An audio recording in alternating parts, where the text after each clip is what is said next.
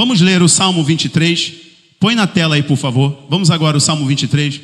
Eu vou ler com você todo o Salmo, depois a gente vai, versículo por versículo, trabalhando algumas sentenças, e são 12 sentenças deste Salmo, e vou ser objetivo, não vou me alongar nesse sermão de hoje. O primeiro, a versão que nós temos, vai dizer assim, podem ler comigo? O Senhor é o meu pastor, de nada terei falta. 2, em verdes pastagens me faz repousar, e me conduz às águas tranquilas. Restaura-me o vigor, guia-me nas veredas da justiça por amor do seu nome. Mesmo quando eu andar por um vale de trevas e morte, não temerei perigo algum, pois tu estás comigo, a tua vara e o teu cajado me protegem. Preparas um banquete perante mim à vista dos meus inimigos. Tu me honras, ungindo a minha cabeça com óleo e fazendo transbordar o meu. 6.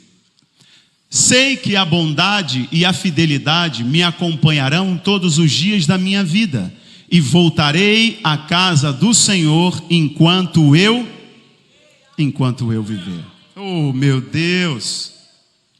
Irmãos, o Salmo 23, que é um dos salmos mais conhecidos da história, eu acho que é um dos mais falados, recitados, está nos carros, está nas portas das casas, mas eu quero te desafiar hoje a viver o que o salmista quis dizer com esta canção, com esta poesia. O livro de Salmos não tem capítulo nem versículo, porque é um livro de música, um livro de poesia, mas está organizado assim para facilitar a nossa didática. Não sabemos a ordem cronológica em que cada salmo, cada música foi composta, mas sabemos o contexto e conhecemos a história. Pela própria tradição judaica, a gente consegue perceber a história de cada salmo. E este é um salmo carregado de muito significado, de significado emocional, de significado de nível espiritual e natural, físico, humano. O salmista Davi, no seu brilhantismo de compositor, ele nos deixou algumas revelações maravilhosas com essa obra. Ele começa dizendo: Yahvé, ou Yahweh, Roi. Esse texto, ele foi, assim como todo o Antigo Testamento, ele foi escrito em hebraico. Eu não falo hebraico, e se eu errar na pronúncia, os hebraístas de plantão me perdoem, não estou me propondo a ser quem domina a língua e o idioma hebraico. Longe de mim, não cheguei lá ainda. Mas o salmista, Davi, ele começa o Salmo 23 dizendo: Yahweh Roi Loersa. Falou hebraico. Ele começa com o nome impronunciável de Deus. A nossa versão traduziu, por causa da tradição judaica, eles não pronunciam o nome de Deus, que é o tetragrama sagrado, YHWH. E em algumas versões, em reverência ao nome de Deus, eles traduziram por Adonai, ou Jeová. Mas o original é o tetragrama sagrado. Davi sabia de quem estava falando. Davi sabia para quem estava cantando. Davi tinha um relacionamento com este, que ele diz que é o seu Roi, que é o seu pastor. Ele começa o salmo falando de alguém. Este salmo não é sobre o que Deus faz à ovelha, mas é sobre quem Deus é para a ovelha. Vou começar por aqui. Então o salmista Davi, o grande Davi, já começa pelo nome que a tradição judaica dizia ser um nome impronunciável de Deus. Ele começa estabelecendo a referência de grandeza. E era comum entre os poetas e salmistas colocar a referência de grandeza. Por exemplo, o Salmo 121 começa assim: elevo os meus olhos para os montes, de onde me virá o socorro? O meu socorro vem de Yahweh, vem de Adonai, que fez os céus e a... Aqui está um parâmetro de grandeza. Diante das tribulações da vida, diante das dificuldades, onde você está perdendo as suas referências, lembre-se que quem está contigo é Criador dos céus e da terra. Os salmistas faziam essa referência para nós, que facilmente perdemos referências. Eles nos fazem voltar para o referencial, como que se dissesse assim: no momento em que você está quase escapando os seus pés, deslizando os seus pés, volte-se para a rocha, porque é ali que você deve estar. Então o salmista Davi começa já dando a cara para o salmo, dizendo que ele pertence ao Criador de todas as coisas. O salmo começa falando sobre quem Deus é. E Deus é nele mesmo. Deus é inexplicável. Deus é espírito. Deus é amor, diz a Bíblia. Deus é justiça. Deus é paz. Deus é fogo consumidor. E aqui o salmista também vai dizer: Deus é pastor. É por isso que em João 10, quando Jesus se põe de pé e diz assim: eu sou é o tetragrama sagrado, é o nome impronunciável de Deus. Aí Jesus diz: eu sou o bom pastor. Eles sabiam o que Jesus estava dizendo. Jesus está falando: eu sou o Criador manifesto na carne e vim pastorear as minhas ovelhas. Alguém aqui é ovelha de Jesus? Levanta a sua mão e diga: eu sou. Estou nesse rol aí. Para nós entendermos a grandeza do Salmo 23, nós precisamos ler o Salmo 24. Vamos ler só um pedacinho do Salmo 24, para nós entendermos de quem Davi está falando e como ele está falando sobre esse Deus. Vai lá, Salmo 24. Abra aí rapidamente. Vamos ler, eu vou ler a minha versão King James aqui. Salmo 24, um salmo logo depois desse aí vai dizer assim: do Senhor é a terra e tudo o que nela existe, o mundo e seus habitantes. Ele próprio fundou-a sobre os mares e firmou-a sobre os rios. Quem pode subir ao monte do Senhor? Quem pode ficar de pé no seu santo lugar? E depois ele vai responder que ele tem mãos limpas e é puro de coração. Mas entenda, para a gente compreender aqui a grandeza do Salmo 23, deste Criador, cujo nome os judeus diziam ser impronunciável, mas foi revelado a grandeza desse nome, da beleza do nome do Filho, que é Jesus. Toda a grandeza de Deus é revelada no nome de Jesus. A saber, diante do nome de Jesus, todo joelho se dobra e toda língua confessa que Ele é o Senhor. O salmista então ele explica, o próprio Davi explica no Salmo 24, do Senhor é a terra e tudo que nela há. O que eu estou querendo dizer para vocês é que Davi está dizendo: antes dele ser o meu pastor, ele é Senhor de tudo. Ele está dizendo que o Criador é o Deus de sua vida. Ele está seguro porque o pastor não é só o dono do aprisco das ovelhas, mas é o dono de toda a terra. Ele é o dono de tudo. É por isso que a Bíblia nos encoraja a nós acreditarmos que o Senhor é dono do ouro e dono da prata. Ele é Senhor sobre todas as coisas. O que Davi está dizendo é que Deus é o pastor da sua vida, não é porque Ele conhece os caminhos, é porque Ele tem um mapa na mão dele. Eu vou repetir isso, eu ouvi um aleluia, eu esperava 2 pelo menos. Davi vai dizer que Deus é o pastor da sua vida, não é porque Deus sabe o caminho das águas tranquilas, mas é porque Deus tem um mapa de toda a terra em suas mãos. Irmãos, no Oriente Médio, no período antigo, pastorear era muito mais do que uma profissão. Era uma vocação e também uma sobrevivência. O pastor, ele conhecia o vento, ele conhecia o relevo e mais, ele conhecia o cheiro da lã da ovelha. Se tem uma coisa da ovelha, é que a ovelha tem um cheiro bem forte. Eu não sei se você já teve a oportunidade de conhecer um rebanho de ovelhas, né? Mas a ovelha tem um cheiro bem forte.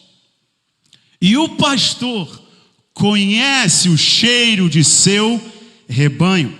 Então o pastor conhecia de relevo, ele sabia onde dava para a ovelha subir, onde não dava para ela subir. Ele sabia exatamente o lugar confortável para ela, e ele conhecia as suas ovelhas pelo seu cheiro.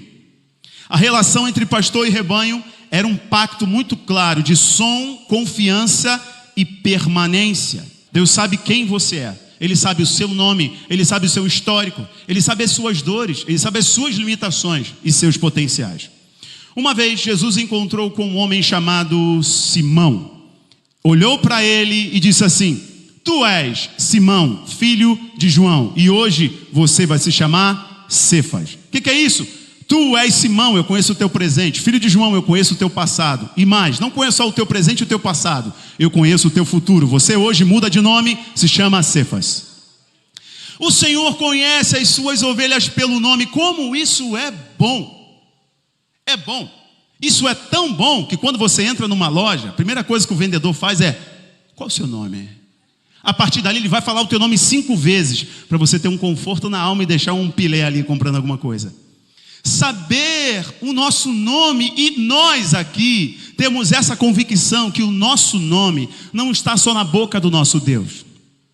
Ele vai dizer assim: ainda que o teu pai e a tua mãe te abandonem, todavia eu, o Senhor, tenho o teu nome gravado nas palmas das minhas mãos. Ah, irmãos, isso é tão bonito. O nosso nome está gravado nas mãos do nosso Deus. Esse texto tem um contexto muito lindo, mas eu não entro agora. Só que pastorear as ovelhas é um exercício que primeiro é de Deus, e o salmista está falando isso. O pastor de ovelhas, ele é diferente de um pastor de bodes. É bem diferente. O boieiro ou o pastor de bodes, ele nunca pode andar na frente do bode.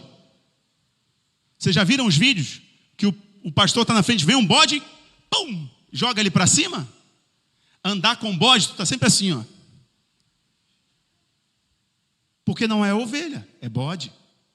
E se você der bobeira, o bode vai te dar uma cabeçada. Porque o bode representa o instinto independente e impetuoso. Todos nós, antes de Jesus, tínhamos este instinto impetuoso e desobediente. Sabe como o pastor de bode pastoreia o seu rebanho? Com uma vara pesada e pedras. No mundo antigo era assim, tacava pedras nele e uma vara pesada, pá, pá, batia bastante. E de lado assim, ó, vai para lá, vai para lá. O pastor de ovelhas não era assim. O bode, ele precisa dispersar os outros para se reafirmar. Ele briga com os outros para se reafirmar. A ovelha não. O que nos ensina aqui? Deus não é pastor de bodes. Porque a alma que não aprendeu a ouvir a Deus será sempre empurrada pela vida, estará sempre empurrando os outros. Nós somos ovelhas de Cristo. Alguém aqui já viu eu acho que chama manada, né, de boi? Já viu? Lá, eu nasci e eu fui criado em outro país, gente. Eu fui criado em Belfor Roxo. E lá em Belfor Roxo tinha muito boiadeiro. Como é que é aquele negócio mesmo? Aquele... É o quê? Berrante. Olha aí, gente. Alguém aqui era da roça, é? Berrante. Berrante. Sabe como é que ele fazia? Ele usa até umas expressões. Ô, boi velho zangado. Ô, nojento. Segue o chapelão montado em um cavalo, uma vara. Ele vai atrás ou do lado. Atrás ou do lado. E tocando o berrante. Para o boi poder seguir. O boi é um animal de carga. é usado para o serviço bruto. Os bois sempre andam de 2 a 2. E por isso que eles eram atados de 2 a 2. O jugo, sempre de 2 a 2. Uma junta de boi, que a Bíblia vai dizer. O que ele nos ensina aqui? O forte sempre ajudando o mais fraco para um serviço braçal. Mas Deus não é pastor de bois. Sabe como é uma cáfia? Ou um grupo de camelos? O camelo, para ser pastoreado, ele não pode ficar solto. O camelo, em uma caravana, ele é amarrado um ao outro. E o que está à frente puxa o que está atrás. O camelo não vai seguir muito bem o comando da voz. Ele precisa ser amarrado. E o pastor amarrando o primeiro, e o primeiro vai puxando assim, sucessivamente, vai puxando os camelos e eles vão seguindo. O pastor que nós temos, que é o Criador de todas as coisas, ele não é pastor de camelos, porque os camelos não reconhecem a voz, mas seguem por repetição. O camelo conhece estrutura, não segue a voz. A Bíblia fala então, através do salmista, que o Salmo 23 é um guia, é um mapa daqueles que aprenderam a serem guiados pela voz de Deus. A diferença do pastor de ovelhas para o pastor de bodes é que o pastor de ovelhas está à frente das ovelhas. É por isso que Jesus vai dizer em João 10, as minhas ovelhas ouvem a minha voz se me seguem. Jesus está atrás ou está à frente? Paulo vai dizer assim, uma coisa eu faço, esquecendo-me das coisas que para trás ficam, sigo para as que estão adiante de mim. Quem está adiante de Paulo? Quem está adiante da igreja? Quem é o cabeça da igreja? Ele é o pastor da sua vida. Então, diferente do pastor de bodes, nós olhamos para a nossa frente, o pastor está ali. O pastor de ovelhas, ele guia pela voz. E Davi decide então começar esse salmo dizendo, tudo o que sou começa em Deus. E é por isso que ele diz lá, Yahweh, Yahvé, Adonai, é o meu pastor. Então ele está dizendo assim, a primeira palavra que saiu da boca de Davi nesse salmo é, eu sei quem ele é e eu sei quem eu sou nele. Davi não começa mencionando circunstâncias, problemas, adversidades. Davi começa com a primeira palavra no nome, porque tudo começa em Deus. Porque no princípio era o verbo, e o verbo estava com Deus, o verbo era Deus. Tudo que existe foi feito por meio dele. Tudo começa em Deus. Ou seja, o interessante é que Davi está dizendo o seguinte, esse Deus, ele não governa de longe, ele governa de perto, ele governa de dentro, ele lidera perto. Quando o salmista diz, Deus é o meu pastor, ele está dizendo, o pastor não pode conduzir de longe, ele está ao meu lado. Como é bom saber isso. Deus está ao nosso lado. E ele vai dizer o seguinte, por ele ser o meu pastor, nada me faltará. Fala assim comigo, eu não tenho falta de nada. Sabe o que é isso? Davi está dizendo o seguinte, não quer dizer que eu não vou ter alguma dificuldade. Porque você falar assim, ó, eu não terei falta de nada. Algumas coisas podem faltar na tua vida. Mas se a gente não entender o sentido original, parece que a nossa fé é hipócrita. Ou a gente não sabe do que está falando.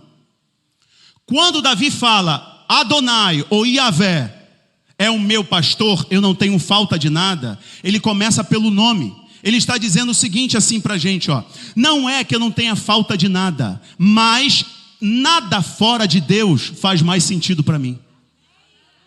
Eu vou repetir para não bugar a cabeça de vocês. Davi não está condicionando as coisas que tem ou deixa de ter para confirmar que Deus está com ele. Mas por Deus estar com ele, Deus é suficiente. Porque senão a gente coloca no nosso carro, o Senhor é meu pastor, nada me faltará. E o carro está caindo aos pedaços. Está faltando o mínimo mecânico, eu estou mentindo? Então parece que tem uma hipocrisia. Mas não é isso, Davi não está falando de coisas. Davi está falando de um relacionamento com Deus.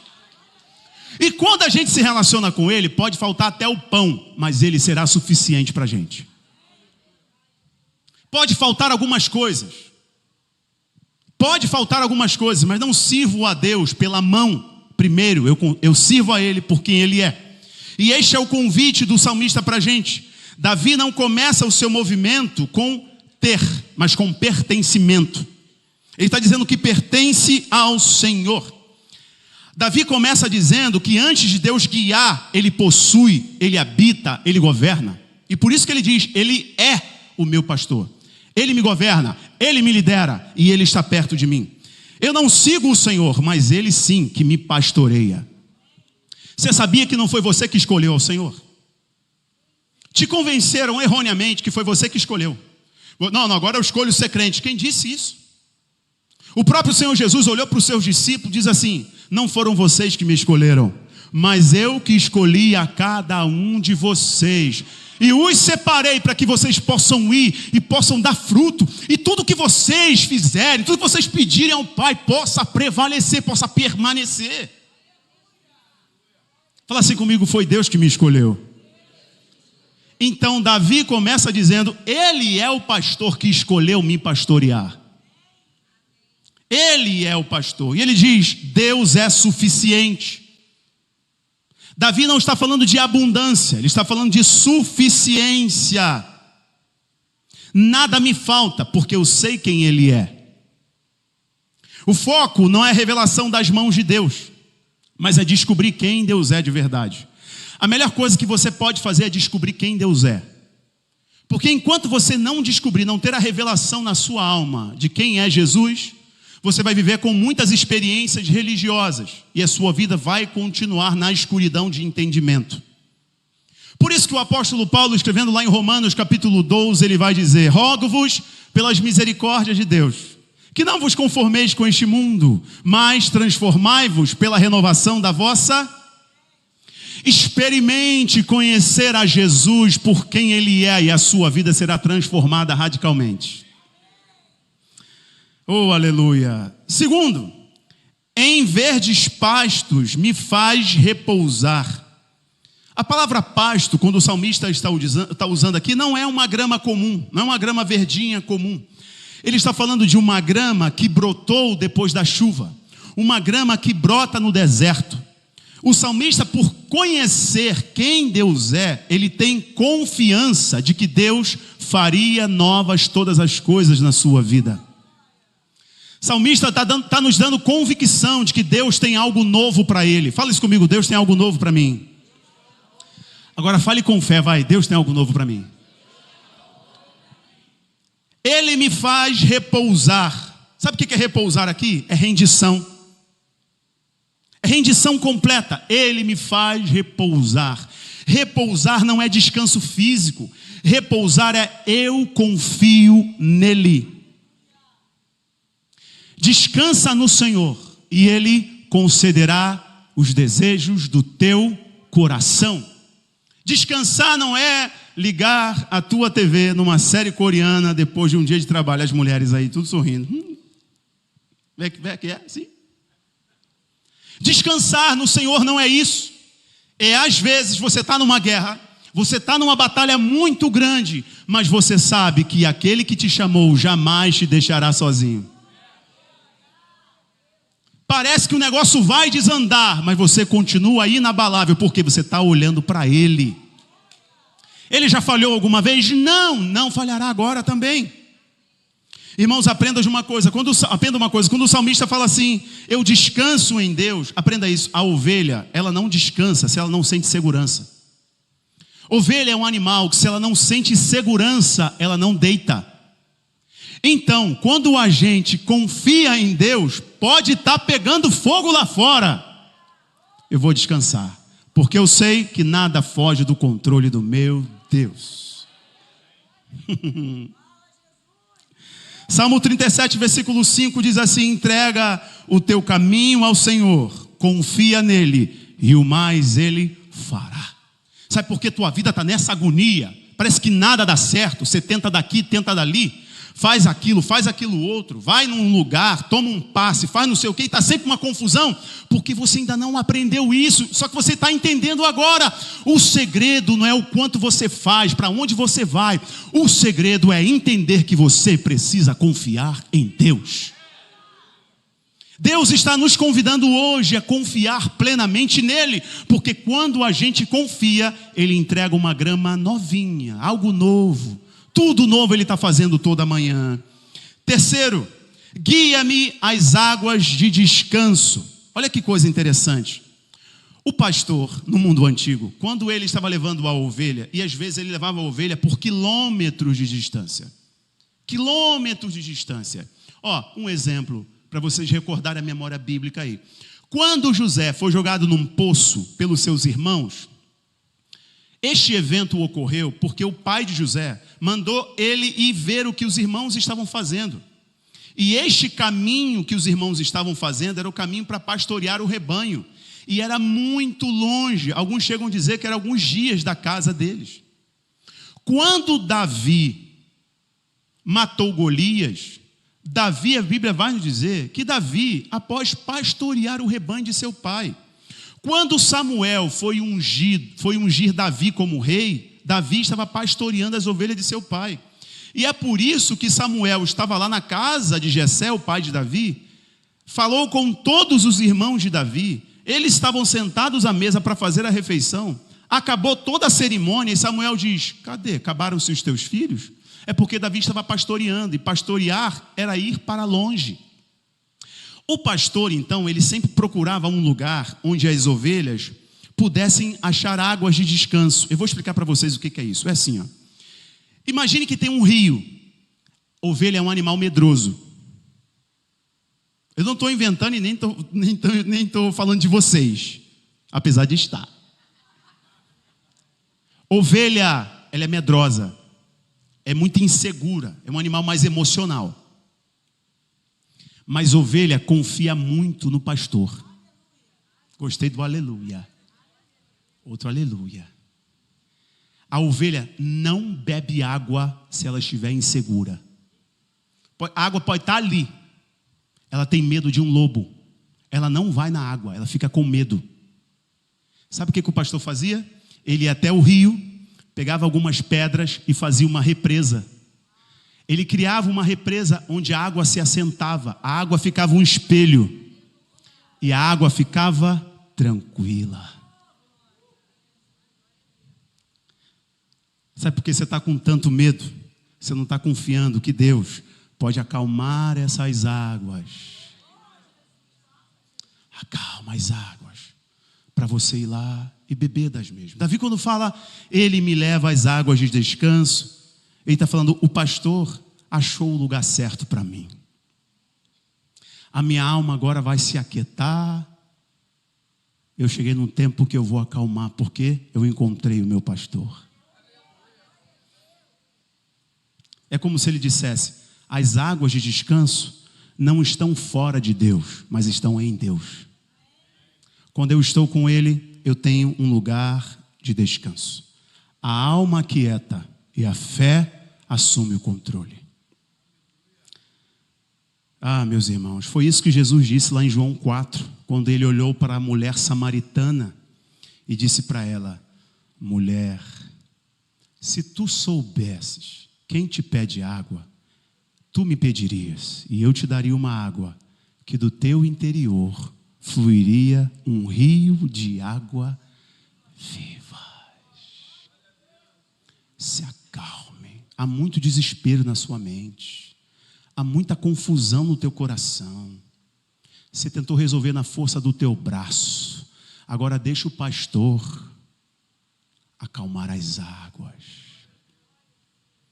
São águas interiores, não são águas exteriores. Sentença 4. Ele refrigera a minha alma. Irmãos, a palavra hebraica para refrigera empobrece muito o original. O rei Davi, quando escreveu, ele refrigera a minha alma, ele não está falando de refrigério. A palavra hebraica utilizada é, ele faz a minha alma voltar. Eu vou repetir. Ele faz a minha alma voltar. Voltar ao quê, pastor? Voltar ao sentido original, voltar ao eixo, sair do caos, recuperar a calmaria, recuperar a paz de espírito. Ele me faz voltar. É como se ele estivesse falando para nós. Porque todos nós aqui éramos governados pelo poder do pecado, segundo a lógica deste mundo. Mas quando Cristo nos alcançou, agora, Efésios capítulo 2, Paulo vai nos dizer que agora todos aqueles que creram em Jesus estão assentados numa posição espiritual com Cristo. É como se ele quisesse dizer assim nesse salmo, ó: a minha alma volta ao eixo, ao estado original. Isso não é terapia, isso é restauração da identidade. Qual identidade, pastor? Quando Adão pecou, a identidade da humanidade foi corrompida pelo pecado. Mas Cristo, que foi o último Adão, quando ele despiu-se de sua glória, se fez carne, habitou entre nós e foi crucificado, não pecando, foi crucificado como homem santo e homem justo, ele restaurou a nossa identidade. O que o salmista está dizendo é que Deus, ele não esconde, ele não mascara os traumas da alma, mas ele devolve a alma para o lugar de onde ela nunca deveria ter saído. Ele refrigera a minha alma, significa Deus sabe os meus traumas, Deus sabe as minhas dores, só que ele não quer ficar passando a mão na minha cabeça. É um filhinho, eu te entendo, filhinho, a vida é assim, filhinho, em 1935 teu pai fez aquilo com você, filhinho. Não! O pastor da sua vida te encoraja a entender que você é filho, você é amado, você é perdoado, você é curado. Quinta sentença: guia-me pelas veredas da justiça por amor do seu nome. Olha isso daqui. Eu falei para você que tinha algumas coisas que eu nunca tinha escutado. Guia-me mansamente pelas veredas da justiça por amor do seu nome. Lembre-se, Davi está falando de um pastor que está à frente. Está guiando as ovelhas pela vereda da justiça. Vamos primeiro em guiar. Sabe o que é guiar da palavra original? Guiar não é um caminho linear. Davi não está falando de um caminho linear. Guiar aqui do hebraico é círculos. É como se ele dissesse: Deus me faz andar em círculos. Rapaz, o que é isso? Deus me faz andar em círculos. Essa é a pedagogia de Deus. O pastor, como ele era pedagógico com a ovelha, e a ovelha precisava de ter confiança na autoridade do pastor, o pastor fazia a ovelha passar sempre pelo mesmo caminho, para que toda vez que ela passasse ali, ela já ia identificar que aquele era o caminho que o pastor utilizava para levá-la até o lugar seguro. Guarde isso no teu coração. O caminho de Deus, ele é muito pedagógico conosco. Israel, quando saiu do Egito, todos lembram da saída de Israel do Egito, quando eram escravos, e Moisés, lembram disso? Abriu o Mar Vermelho, aquela coisa toda. Quantos anos o povo de Israel andou em círculo no deserto e não entrou na terra prometida? Vai lá.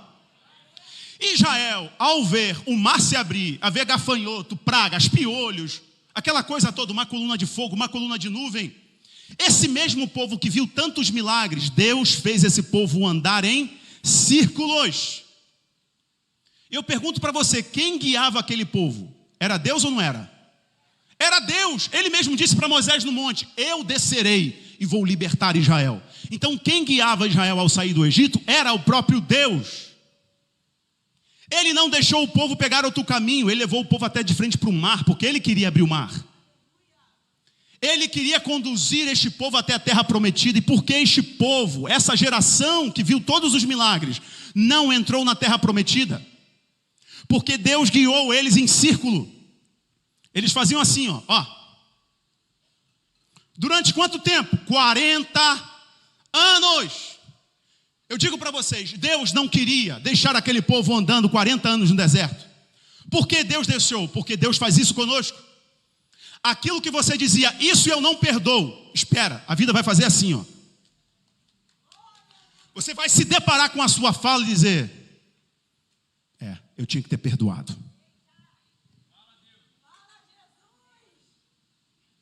Esse é o caminho de Deus, e Deus faz isso com as suas ovelhas. Ele faz a gente dar algumas voltas. Lembra? A vida dá. Essa é a didática do pastor, a pedagogia do pastor. Ele nos faz rodar em círculos.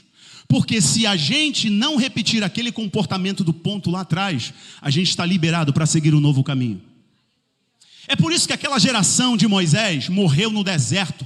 As sandálias não se desgastavam, a roupa não se desgastava durante 40 anos. Era como se Deus dissesse assim: amanhã eu vou ter mais misericórdia, eu vou dar mais uma oportunidade, eu vou dar mais uma oportunidade. 33º, 34º, 35º, 39º, 40 anos. E eles decidiram andar em círculo.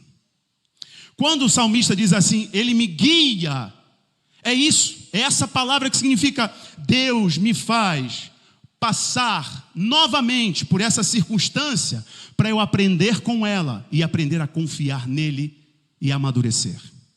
Irmãos, eu não tenho dificuldade, já falei isso várias vezes, não tenho dificuldade de pregar a mesma mensagem todos os domingos. Eu tenho dificuldade de pregar a mesma mensagem todos os domingos para as mesmas pessoas que não vivem a mensagem que está sendo pregada todos os domingos. A diferença, se a sua vida vai ser transformada, não está no poder de Deus. Porque o poder de Deus está disponível para todos. A diferença está se você vai ouvir e vai obedecer aquilo que está ouvindo. Sabe por que Deus te trouxe aqui hoje? Porque está na hora de você sair de um círculo e entrar em outro ciclo na tua vida. Irmãos, eu percebo uma graça, uma unção de Deus agora aqui neste lugar. Eu estou liberando essa palavra como autoridade sobre a vida de vocês. Deus trouxe vocês aqui para que vocês possam sair de velhos ciclos e entrar num ciclo novo em que o pastor de vocês guiará-los.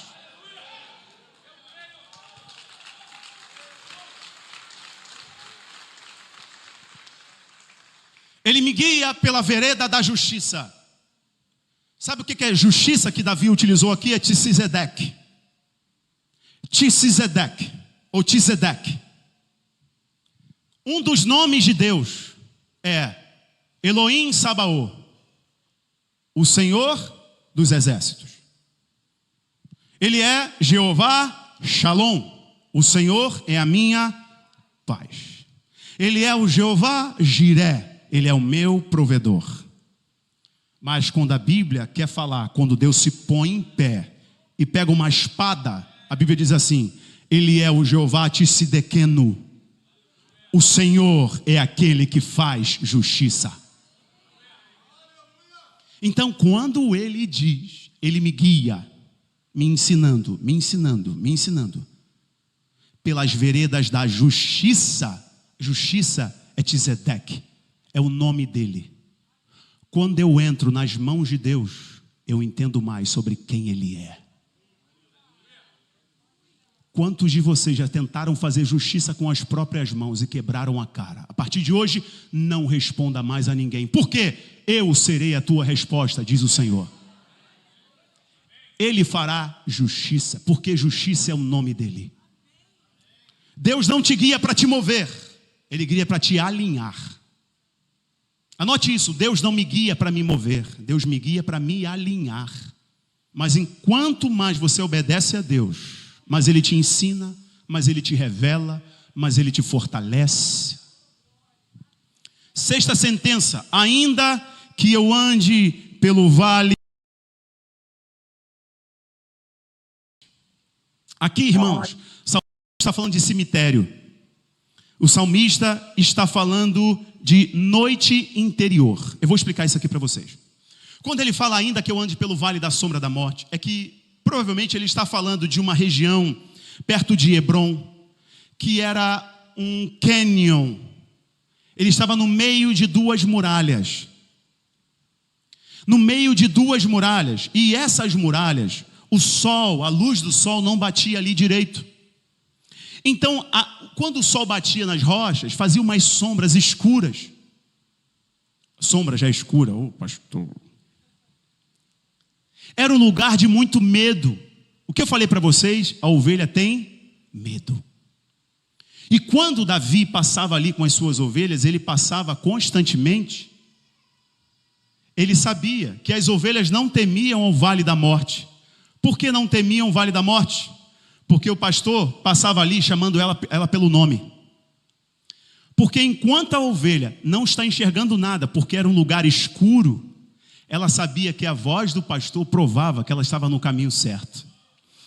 Isso significa que na sua vida vão ter noites, madrugadas sombrias, mas o desafio é: continue ouvindo o céu.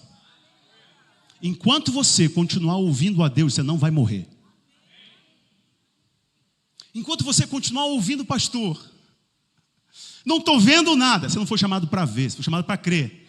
Enquanto você está ouvindo o pastor, tem vida chegando. Enquanto você está ouvindo o pastor, as trevas vão passar. Enquanto você está ouvindo o bom pastor, que é Jesus, fique tranquilo. Do outro lado, você vai enxergar a luz, fique tranquilo.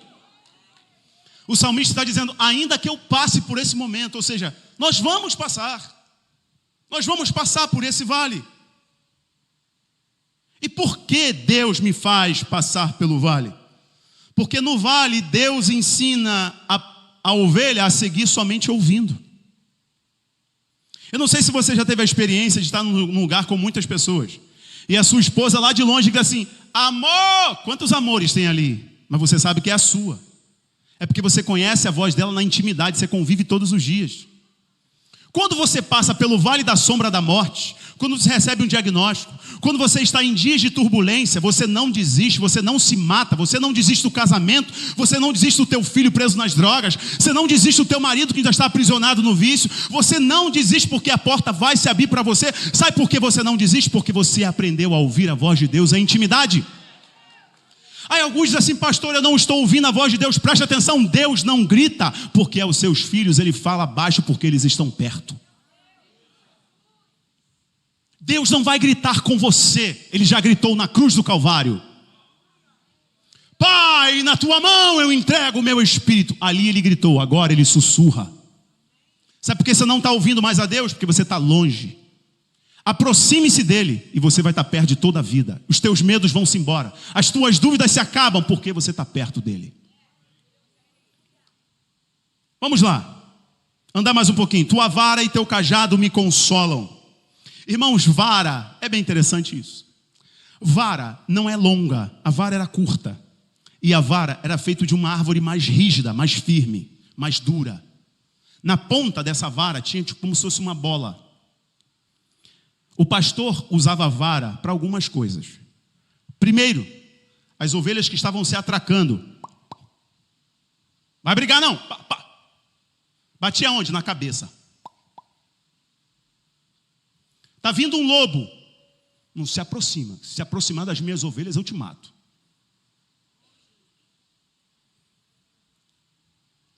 Eu ouvi essa história recentemente.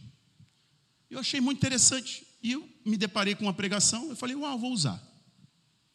Um certo pastor estava perdendo muitos membros da igreja. Muitas ovelhas indo embora. Aí ele chegou para um pastor mais velho e disse assim: meu amigo, as minhas ovelhas estão indo embora.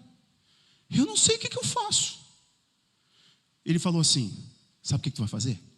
Tu vai pegar o teu cajado e vai sentar na cabeça das ovelhas. Ele falou: como assim? Elas já estão indo embora. Se eu bater aí que elas vão embora mesmo. Faz isso. Pega a tua vara, bate na cabeça delas. Pastor, bom, eu já passei por isso. Se você quiser me ouvir, aí ele foi para a igreja. Chegou lá, começou a dar a pancada na cabeça da ovelha. Doía e ia. Batia no outro. Ia. Todas que ele deu a pancada na cabeça foram e ficaram juntinhas ali. Espernearam, mas ficaram juntinhas. Até que teve uma que ele virou para ele e fez assim. Ele descobriu que só tinha pele de ovelha, mas era lobo. As ovelhas estavam indo embora porque no meio tinha um lobo. Ninguém foge da presença do Senhor porque o pastor foi firme. Foge quando há algo no meio delas, tirando as mesmas do caminho que o pastor ensina. Davi sabia que no meio não podia ter lobo. Davi sabia que ali não poderia chegar a algo que comprometesse a segurança das ovelhas. Então a vara, quando ele diz, a tua vara e o teu cajado me consolam, prepare-se para tomar uma pancadinha na cabeça. Mas sabe o que a Bíblia diz? O Senhor exorta e corrige a quem ama. Então não diz assim, eu vou desistir de tudo, porque Deus te corrigiu. Se Ele te corrigiu, fique feliz, é porque Ele te ama. Não fique chateado com palavras duras, entenda que você é amado. Nós não somos bons, somos falhos. E se esse altar aqui não for usado para te corrigir, ele não serve para mais nada. É melhor você ir numa reunião de coach. A vara era para bater na cabecinha da ovelha. E mais, a vara era utilizada para contar as ovelhas. Você vem para cá, você já pode andar ali, você não, você fica aqui. A vara ajudava a separar os bodes. Pum, sai daí, você é bode, você não pode ficar ali no aprisco das ovelhas. O teu cajado me consola. O cajado era diferente. O cajado, ele era longo, ele tinha uma curva na ponta. Quando o salmista diz a tua vara e teu cajado me consola, é porque ele me corrige, é porque ele me protege, é porque ele sabe quem eu sou, então ele me coloca no lugar certo. Ele diz, o teu cajado também me consola. O cajado era utilizado para quando uma ovelha estava querendo fugir do caminho. Como ele era longo e tinha uma curva, o pastor juntava assim no pescocinho da ovelha e pum, puxava de volta. Quando ela caía no buraco, o pastor usava o gancho, o cajado é longo, e resgatava ela. Quantas vezes Deus não teve que fazer isso comigo, com o seu cajado? Eu entrando numa situação que era um lamaçal, ele pegou assim, aí eu reclamei, Senhor, por que tu me tirou dali? E Deus está dizendo, tu não sabe, se não fosse o meu cajado, tu estava preso num lamaçal até hoje. Ei, deixa eu te falar uma coisa, sabe por que aquelas companhias não servem mais para você? Porque ninguém ali tem pastor, você tem. Se Deus não sacasse você dali, se Ele não tirasse você dali, era um lamaçal que ia te engolir. Por isso que Ele teve que tirar você dali. Está percebendo como aquele ambiente não faz mais sentido para você? Deus está falando para alguém aqui agora, hein? Não faz mais sentido porque você é a ovelha dele, Ele está puxando você, não resista mais. Vamos lá, vamos seguir. Eu não vou conseguir terminar tudo hoje, a gente continua num outro momento. Preparas uma mesa perante mim na presença dos meus inimigos. Isso é gostoso. Preparas uma mesa perante mim na presença dos meus. A gente gosta dessa parte, fala aí. A dancinha do William, quando ele era lá, né, William? Olha lá, a dancinha dele, a cabecinha brilhando. Preparas uma mesa na presença dos meus inimigos. O que é isso, irmãos? Davi está usando de uma linguagem que ele sabe muito bem. Primeiro, mesa não é mesa literal. O pastor conduzia as ovelhas num relevo muito acidentado. Aquela região muito acidentada, desértica. E às vezes, para o pastor dar alimento para a ovelha, ele não podia deixar a ovelha comer em qualquer lugar, porque era um lugar vulnerável. Não tinha como espalhar o alimento. Sabe o que o pastor fazia? Achava uma planície ou uma pedra lisa. Tirava todas as pedras que atrapalhavam a pedra lisa. Tirava as pedras ruins, pontiagudas e deixava aquela planície. Mesa significa isso. Ele tira tudo o que me atrapalha, tudo que rouba a minha atenção, para eu ter calma, eu ter paz, eu me alimentar. Quando ele fala preparas uma mesa, está dizendo que Deus sabe tirar tudo que atrapalha da tua frente para preparar um banquete na hora certa. E às vezes não é o diabo que está te atrapalhando, tá? É você mesmo. Às vezes a gente fica botando a culpa no inimigo, né? É o diabo, é o inimigo. É o inimigo do tigrinho que tu aposta lá. Né? É o vizinho fofoqueiro, mas tu é fofoqueira também. Aí fica botando a culpa no diabo. Aí olha no espelho, tá lá. Não é o diabo, é você. Tudo que te atrapalha, Deus precisa remover. Porque senão você não vai ter comunhão com Ele. Aí ele vai, o pastor removia tudo. E naquela planície, naquela pedra lisa, ele colocava o alimento. Deus sabe a condição ideal. Deus sabe o terreno certo. Deus não improvisa. Deus sabe o que está fazendo. Por favor, para ser didático, repita assim comigo. Deus sabe o que está falando. Deus sabe o que está fazendo. Irmãos, a gente lê essa parte do Salmo, preparas uma mesa na presença dos inimigos, a gente acha que é um campo de batalha. Mesa no meio da guerra não é mais mesa, é altar. Transfira isso para a sua vida. No meio de tanta guerra que você está passando, Deus te convida para o altar. Deus não remove os inimigos, você perceberam? Deus preparou a mesa, se preparou a mesa tem comida.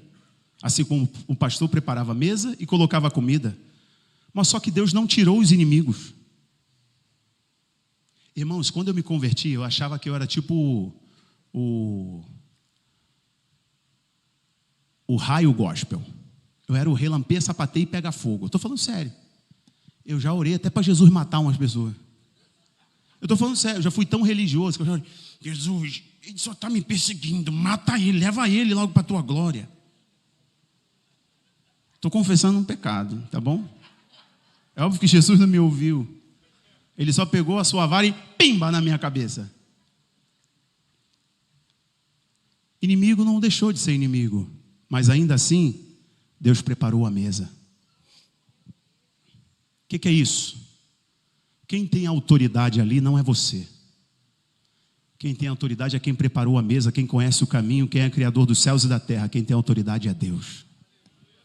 Sabe por que os inimigos não avançariam em Davi quando ele está dizendo que o Senhor preparou a mesa? Porque o pastor, quando limpava o terreno, colocava o alimento na mesa, ele ficava na frente, parado. Quem tentasse se aproximar das ovelhas, enxergaria primeiro a ovelha ou enxergaria o pastor? Quando Deus diz que prepara uma mesa na presença dos teus inimigos, quando o inimigo quer alcançar a sua vida, quem está na frente? Lembra da história do domingo passado? Do homem que construiu um quarto bonito para Jesus, eu repito aqui. Um quarto lindo para Jesus. E botou Jesus lá naquele quarto lindo, na mansão que ele construiu, depois de ascender na vida. Aí veio o diabo à noite, à meia-noite, perturbou, quis entrar na casa. E aquele homem lutou. Aí quando foi de manhã, ele foi lá no quarto de Jesus e falou, Jesus, o senhor não viu que o diabo veio aqui e me perturbou a noite toda, foi uma confusão, e eu botei o senhor aqui no quarto. Ele falou, pois bem, você me botou no quarto, você não me deu a chave da casa. Nós fazemos assim, não tem como o Senhor ser o pastor que prepara a mesa diante dos inimigos. Eles ainda são inimigos. As hostes ainda são espirituais da maldade. O diabo ainda é diabo. E a Bíblia diz que ele anda ao nosso derredor procurando a quem possa devorar, quem possa tragar.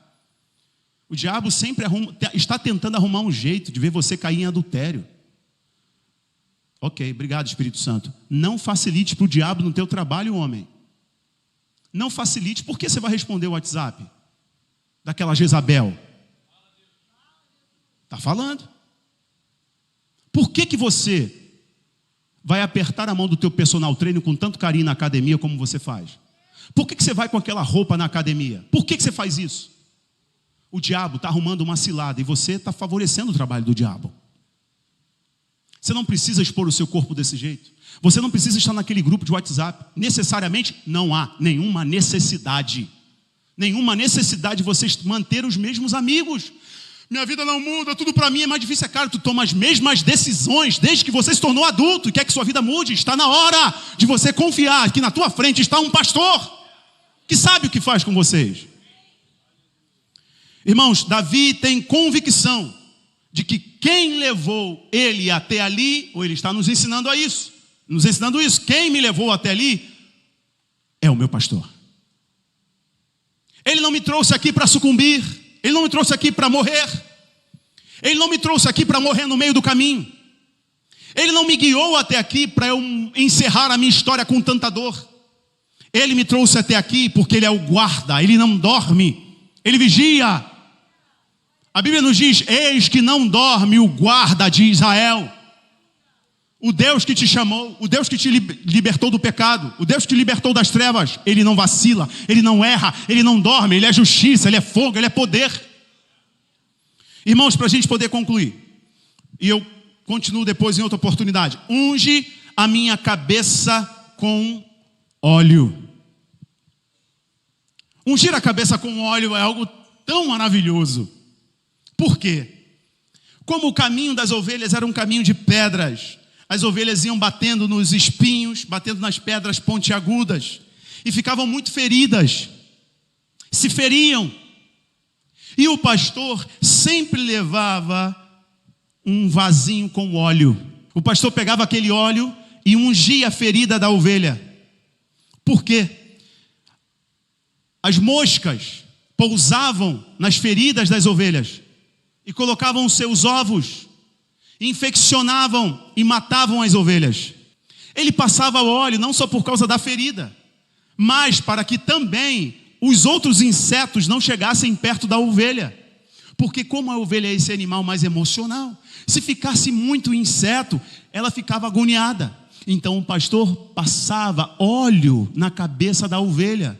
Isso fala sobre o quê? Fala sobre alma agoniada, mente agoniada. O Senhor, quando nos unge, Ele está acalmando a nossa mente, acalmando os nossos pensamentos. A unção, eu sempre, irmãos, quando eu me converti, eu achava que unção era tipo pregar igual os Gideões do Camboriú. Sabe, o Gideão? Eu achava que era isso aí. Eu achava que ser crente era esse negócio. Eu achava que era isso aí, irmão. Ver todo mundo caindo endemoniado, eu achava que era isso. E eu lembro até, eu já contei para vocês Ih, meu Deus, a hora. Eu lembro que quando eu achei que eu seria um pregador, eu comecei a colocar fita cassete, não tinha nem CD na época. É fita cassete, né? A fita cassete. Eu pegava emprestado, roubava não. Eu pegava emprestado as fitas cassete do meu pai. Meu pai gostava de uns profetas aí, Jeca Pagodinho, desse negócio. Aí eu pegava as fitas do meu pai, o lado A, eu rabiscava lado A e colocava louvor. Lado B estava o Satanás ali. Tô brincando. Mas o lado A eu gravava por cima o louvor, apertava o REC e o play, para poder gravar na fita. Sabe o que eu gravava muitas vezes? Os pregadores que assoviavam, que pregavam e chupavam cana, né? É o chupacana. Eu achava que unção era isso. Que unção era derrubar todo mundo. Bata a mão, todo mundo. Acho que eu vou fazer isso aqui na igreja agora. Vou tirar. Eu achava que estou desdenhando de ninguém. Desdenhando de ninguém. Estou falando de mim, tá? De mim. Eu achava que unção era isso. Eu achava mesmo. Unção é isso. É ser ungido. Até que uma vez, eu estava lá na época na Pacentagem de Nova Iguaçu, né, da época do Toque no Altar. Aí foi um pregador internacional mesmo, ele era norte-americano. E ele derrubava todo mundo jogando paletó. Ele derrubava todo mundo jogando paletó. Todo mundo caía quando o cara jogava paletó. Eu falei, rapaz, o cara faz um Black Kamen Rider poderoso, né? O Black Kamen Rider só os velhinhos riram, porque sabem o que é. Aí eu falei, aí ele chamou, ó, todo mundo do Toque no Altar vem aqui. Ó, já tá puxando a musiquinha. Lá, puxando a musiquinha, ó. Para com isso, rapaz. Para com isso, rapaz. Aí ele chamou todo mundo do louvor. E todo mundo, porque agora Deus vai derramar uma nova unção em vocês. E quando eu tocar, vocês vão cair na unção e no poder. Falei, rapaz, eu quero a unção. Aí eu fui, foi todo mundo.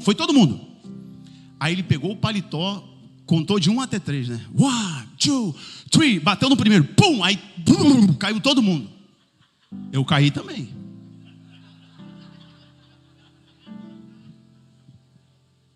Aí acabou o culto.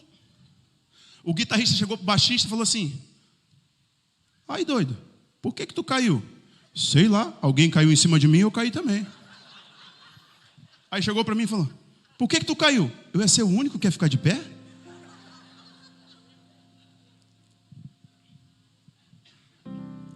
Quer ver uma pessoa ungida? Se ela der a palavra, ela cumpre. Se ela comprou algo, ela paga. Quer ver uma pessoa ungida? Pede ela para orar por você. Você vai perceber Jesus nas palavras dela.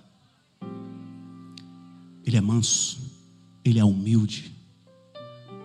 Pedro, quando ele pregou diante dos religiosos, Pedro acabou de falar, os religiosos falaram: esse homem é ignorante, tropeçou na língua grega.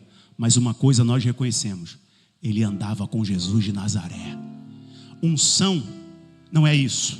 Isso é tua emoção reagindo ao que você está sentindo.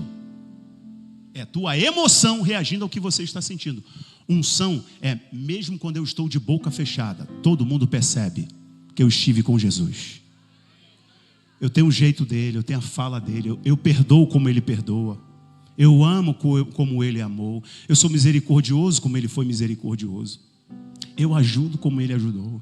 Eu não julgo porque ele não julgou. Eu abraço porque ele abraçou. Eu vou visitar porque ele visitou. Eu quero concluir aqui essa mensagem antes de terminar todo o sermão, meu esboço ali para vocês.